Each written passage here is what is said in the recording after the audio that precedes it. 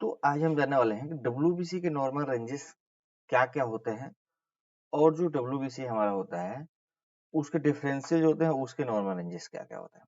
Channel को subscribe नहीं किया, सब्सक्राइब करके साथ ही साथ बेल आइकन को प्रेस कर देना।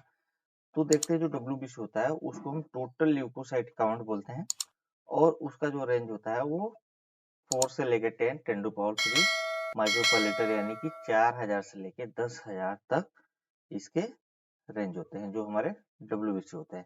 लेकिन डब्ल्यूबीसी के जो डिफरेंशियल पार्ट होते हैं यानी कि जो डब्ल्यूबीसी 5 तरह के होते हैं, उनमें आप देखते हो न्यूट्रोफिल, लिम्फोसाइट, मोनोसाइट, इओसिनोफिल और बेसोफिल।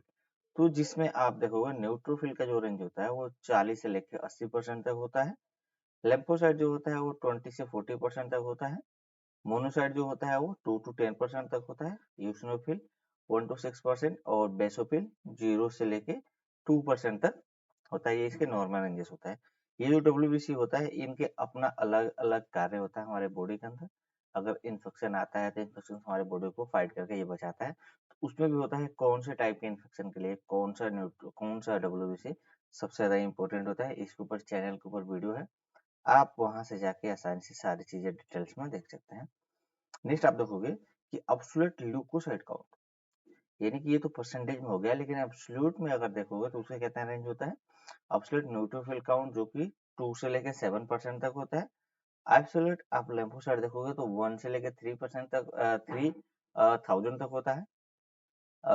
एब्सोल्यूट मोनोसाइट देखोगे 0.2 से 1 होता है।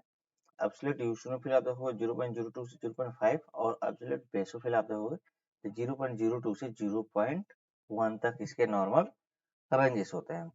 इसमें अगर आप देखोगे जो न्यूट्रोफिल होता है ये हमारे बॉडी के अंदर अगर कोई इन्फेक्शन आता है या अगर रिसेंटली अगर एक्सीडेंटल अगर हो गया यानी कि अचानक से अगर कोई इन्फेक्शन आता है तो उस कंडीशन में जो होता है यह बढ़ जाता है। लिम्फोसाइट का सेम आप देखोगे, लिम्फोसाइट में क्या होता है कोई क्रोनिक इन्फेक्शन अगर होता है तो उस कंडीशन में बढ़ जाता है। जो यूसिनोफिल होता है वो एलर्जी की वजह से बढ़ता है।